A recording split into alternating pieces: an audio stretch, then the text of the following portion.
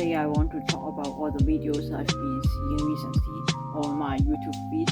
I'm not sure why all those Pokemon investing videos keeps popping up.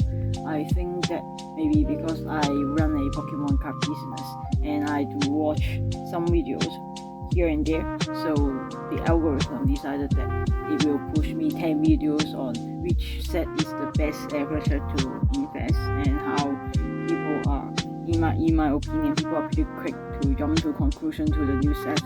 I think that Pokemon itself has something to do with it. I don't think there is a reason for them to be in a hurry to push out all the sets. Like Shroud of Fable was out not even a month, but now it feels like we are already into Stellar Crown, which isn't even out, and there is already news and pre-order for the next set, for the Pikachu set, which I can't seem to remember the name off the top of my head. But anyway, it feels like we are just going a lot ahead than we have to be. Not to mention that in Rose there are even more cards revealed that may be in the Team Rocket set, which is even further into the future, and which I get it. It is Pokemon Rose, and the Pokemon company want to get everyone excited for things to come. But if for example you are like me, someone who have a business with Pokemon, or you want to be buying and selling Pokemon cards, or you want to invest in this stuff, I think that we are getting a bit ahead of ourselves, at least judging from all the videos. Sometimes I understand that, because for me, I think the Pokemon investing is a pretty simple thing. You just buy boxes when they are under MSRP, when they are cheap, then you toast them into the back room until something happens, like time goes on, or like a new hype cycle is here, and by the time everyone will be talking about those old sets again, then you can take out your storage and see how many boxes you got, and see if you want to sell some, or whether you want to wait even longer before you sell them. So I don't really see how people can keep talking about the investing side. So maybe it is this lack of content that brings people to talking about the new set, the future set, and trying to decide whether those sets are investable. For me, even the worst set in Pokemon history has been gaining value, and they are still investable. If the definition for investable is just so after you buy it, like in 5 years or something, it is worth more, and you can sell it for profit. For me, that is very investable. But I know that for a lot of people, they want to pick a good set, and I totally get it. If I want to pick the best set, if I'm investing in anything too, but I think that sometimes we are going too fast. I still remember when Twilight Masquerade released, just to be on record, during the time of recording, Twilight Masquerade is selling at a pretty decent price compared to other boxes in Scarlet and Violet. Twilight Masquerade seems to be the first set that gained value the quickest since its release. So like this, but I remember a few months ago, before Twilight Masquerade is actually out, when there is only spoilers and like early news about the set is out, a lot of people, a lot of channels that talk about Pokemon investing don't seem to think that this set is going to be a good set, and some even say that this is just not investable, and they talk about how they are so disappointed with what Pokemon is doing. But for me, I don't understand why we have to judge a set this quickly before it is even out. And judging from now, Twilight Masquerade is doing fine. I'm not sure whether it has to do with the Dream Run, or whether people are really liking the Greninja and the trainer cards and the mask Pokemon, that they are buying a lot and enjoying the set a lot more than what some people expected. So I think that a lot of times we can just wait, because if you are looking to invest for the long term in 5 years or even longer. I think that there's no telling how a set will perform based on pre-release news when the set is not even releasing. For now, Stellar Crown isn't even here, but people are talking about how the Pikachu set will be performing and whether it will be investable or not. Some say that if it comes out with good hype, it is going to be fine. But I know times is different. But when Fifth Voltage is out at first, it has been performing amazingly well too. The Fat Pikachu worth a lot of money too. But print run and what set coming in the future after the hype set is very important too, which we are not going to know the print quantity even after the set is out. Not to mention that we are so far away from the set being actually released that I don't think there is any reason to speculate whether it is a good set to invest into when it is so new for me. I think for now, I can see if people want to get some boxes during pre-order time, I can see that there are quite some deals out there where the boxes will be averaged into the low 90s, which I think is kind of as low as Pokemon booster boxes going to go.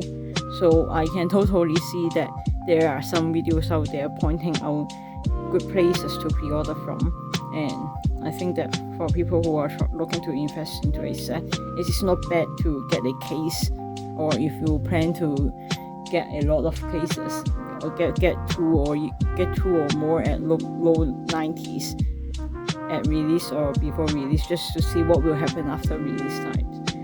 I think that the print quality and what the sentiment in the hobby is very important, and the print size is like I said, unknown. 50 Voltage is a Pikachu set too. It is pretty strong, like the set that is going to come, the Pikachu set. But I think it is still too early to see what is going to happen, and I think that it is very friendly for me to look at my feed, because like I mentioned at the beginning, the algorithm has been pushing me videos on which set is the best to invest in, and some videos are pretty old, like months ago, and I can see how people think the Twilight Masquerade is so bad, there is no chase, and they think that the set is not going to perform at all, which turns out to be wrong. And also, I even see a few videos that are so old that they are talking about how they are evolved when it is freshly out, or maybe not even out when those videos are made, where people they don't think Paldea Evolved is a remotely good set. But at that time, everyone is saying how Sword and Shield has the best set ever, and no one likes, those people, no one likes Scarlet and Violet set, while for me, it is Pokemon card, and most of them are pretty cool. I think, but I'm someone who likes everything, almost everything, and as long as my favorite Pokemon, say Snorlax, get some cards here and there, I'm happy, and I enjoy things. I don't think that we have to judge a set that quickly either. So for me, I think that it is very interesting to see how some channels, I don't even remember the names, and I don't think that is important. I just think that if you are a player or someone who is looking to buy packs to crack, buy boxes to crack, it is important to look at the list to see whether you like the cards and whether you want to open the boxes. Which for me, I do the same if I am opening products too. I want to be I want to know that I can open boxes and get what I like at least have a chance to get what I like. And if the set, I don't have my personal chase in the set, I may just skip it and go back to the previous sets to open. With how quickly Pokemon put out sets, I think that there are plenty of selections for different buyers and players to enjoy the cards, which I think is pretty good. So when it comes to investing for the long term or trying to make money in the long term, I really don't think that pre-release information is that important compared to how the set releases and what people think after the set is out and after the price stabilizes. For example, people used to think that the top hit like the SAR and the All Out, they were chases in Sword and Shield, and people think that they are chases in Scarlet and Violet era, which most of them remains to be worth a lot, but the art rare turns out to be worth a lot for its rarity too. So I think that it is more helpful for regular people like us and lazy YouTube people like me who don't make a lot of video on set news and stuff to just wait. I understand that YouTube's algorithm favors a lot of content and people make a lot of video. I try to make more videos too, but sometimes I just can't figure out what to say, especially when I don't even know what I'm talking about. Like for myself, I like Lapras, and instead of Crown, he got a card. I like Garantula too, so I suppose I can go and hype this set, but I have no idea whether it is going to perform amazingly well. All I can say is which arts I like and which card I like, which arts I think that people may also like and can be a chase if you like those cards. But past that, I have no idea what the market sentiment will be years down the road. So even if we are just looking at history at some of the less popular sets in Sword and Shield and their first out, we can see that a few years later, people start to appreciate different sets, and people can feel differently to different things as time goes on. So I guess after my ramblings, my key point is just that we don't have to be certain about whether a set is good to invest on or to be right predicting whether the price will go up in the short term or not, man. We are actually looking at the long term. I have my short term plays too. You can check out my eBay store. I have cards that I buy and sell and hope to move it quickly. But for some of not everyone is in the same position, and we really don't have to figure out whether Twilight Masquerade is the best set in Scarlet and Violet era yet, when there are still plenty of sets to come. And for the sets in the future, I think that we have a lot of time to wait to decide what to do with them. Even with the Sword and Shield era stuff, it is probably the most hyped Pokemon era to date. Even those sets, you don't have to buy in when it is freshly out. You still have a year or two to slowly pick them up. Even when Scarlet and Violet may be different, there is still plenty of time to decide whether something is good or bad, and there's no need to jump to conclusion. Maybe it also has to do with my own temperament.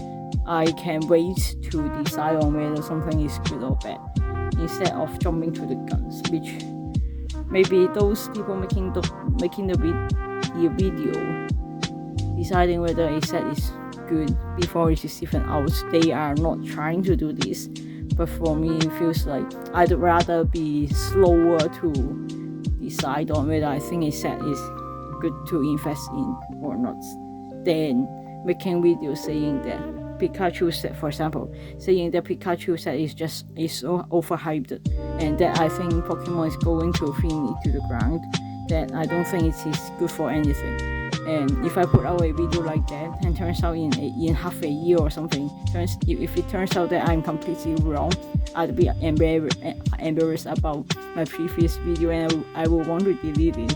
But it feels like it won't look good if, as a content creator myself, if I keep making wrong statement and wrong prediction, that's going to look pretty bad. So I'd rather hold on and wait to see what will happen. Not that I already decided that what set is good to buy in for now. All I want is for Snorlax to get more cards, which from the spoilers, I don't think Snorlax is going to get any card in the future 2 sets. So I am disappointed. So I guess I should make a video saying that the sets to come are the worst set ever because there's no Snorlax. But as we know, the market doesn't care about what individual thinks. So I guess the market doesn't care about how much I like Snorlax and how much I wish Snorlax got cards in the future sets. So yeah, I think this is all of my ramblings. I really think we can take our time, we can slow down, and we don't, maybe some content creators are on a hamster wheel. Yeah, I think that is how people call it. Maybe some of them are on a hamster wheel to be churning out content, but as